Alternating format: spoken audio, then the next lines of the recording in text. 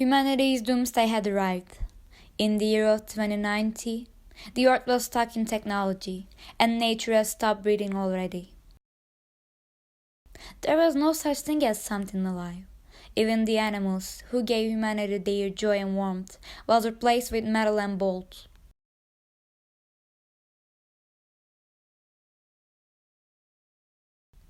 The only living creatures were humans, if you could call disappearing between gray cubics living, of course.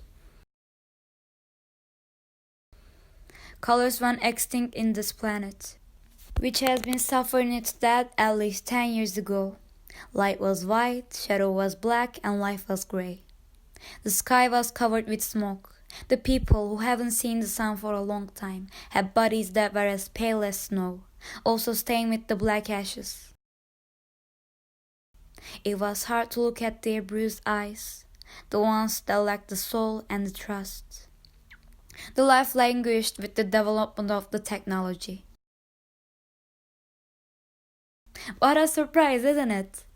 The number of the people who could be considered healthy was drastically reduced because of the nuclear bombs.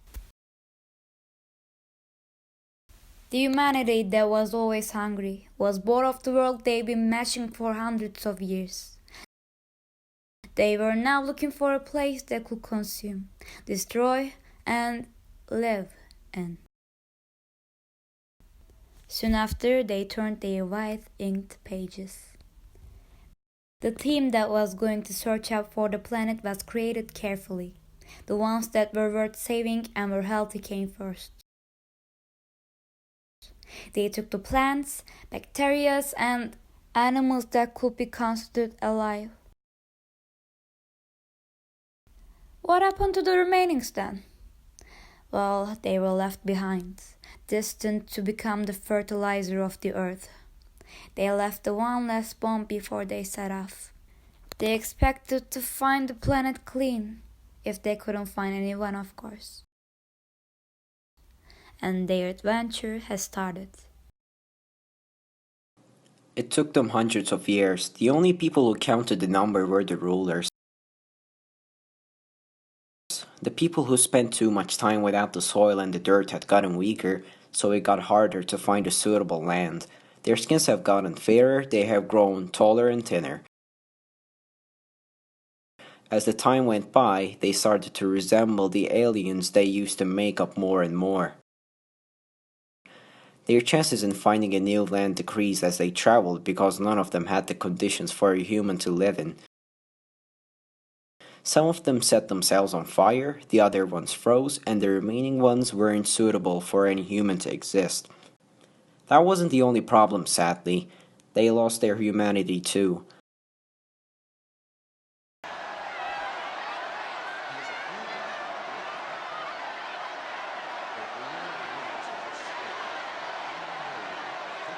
The people who didn't have any work to do would be put to sleep. They wouldn't even be able to think.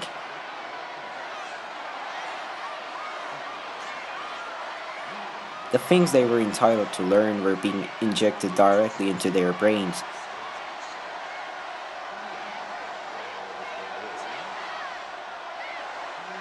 These things were infinite 1 and 0 codes, but not colorful paintings, emotions, nor human-made things that were made with love. Mutlu was born, struggling with all of those.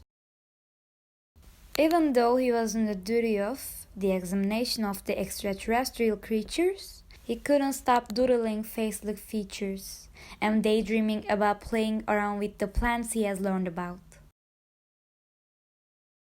He was known as the kid with the syndrome because of his rare speciality.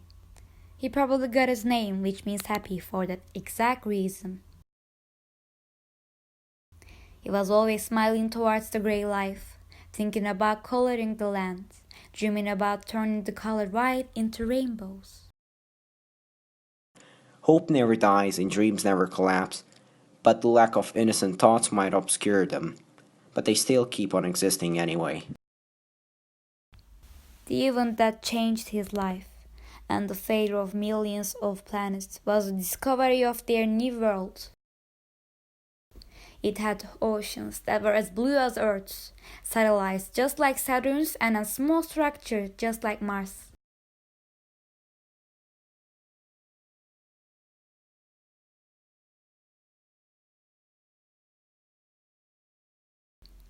It had animals and plants in it. All in all, it was suitable for living. But there was something. Mutlu was chosen for the colony that was going to go, even though he didn't volunteer. It wasn't reasonable to let the most important biologist go. He hopped on the spacecraft after saying goodbye to the biologist, with other 19 people. How crowded and stifling it was.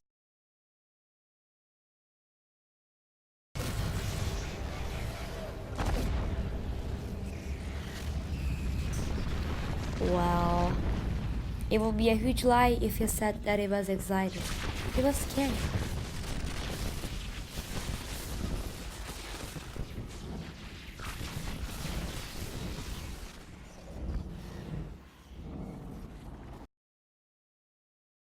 Mutlu was anxious as they were slowly entering the planet, probably their new home. He started to count every single day they spent and every single breath he took. He couldn't handle this much of stress, of course.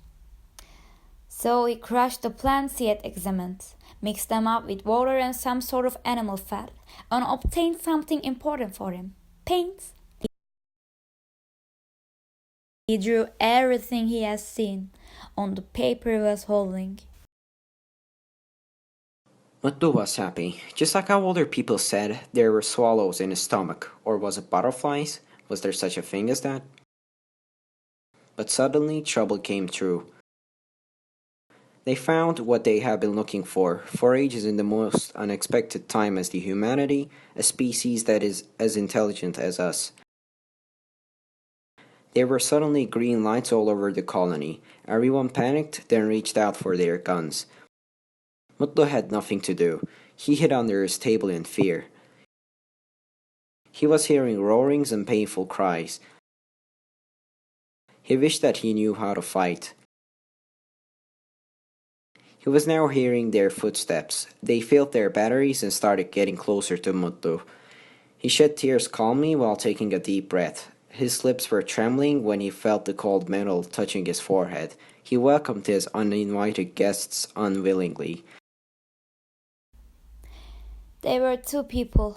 They had small grey bodies and metal armors, circular bald heads, black eyes, and small noses also, hairless long tails, and enormous ears. The guns they were holding were as big as their heads, heavy and scary.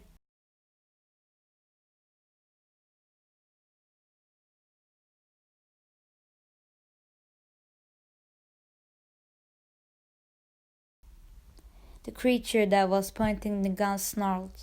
He gazed at the colorful paintings. He murmured uneasily. His three-fingered hand gripped the paper. The other one murmured too, just like a cat.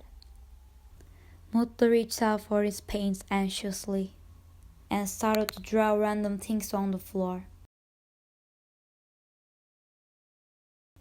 He drew a blue ball with a black line on it. He added lots of trash to the background and dragged them into a spacecraft. Then he drew lots of other balls with sad faces next to them. He tried to tell that he had no intention to fight. All he wanted was a new home, they murmured. The second creature felt the pains, then sniffed them. He began to draw too. This planet, uninvited guests, and themselves, the true rulers of the planet. They told him that they didn't want a colony in their planets. Mutlu stood up as fast as possible, heading to his craft. He had a conversation with aliens because of his paint. How amazing was that?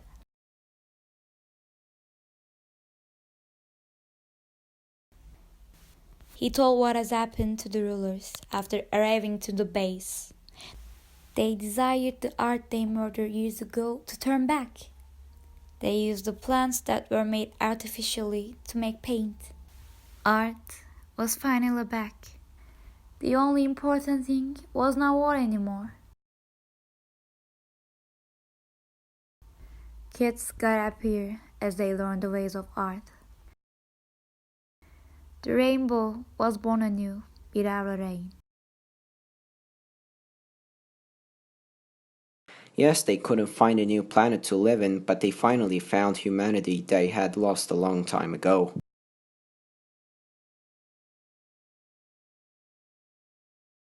Mutlu couldn't make it to see his new home, but he spent his whole life educating children. He sometimes slept the whole day, sometimes drew what he has seen, but his paintings has lived forever, and they were all named the same.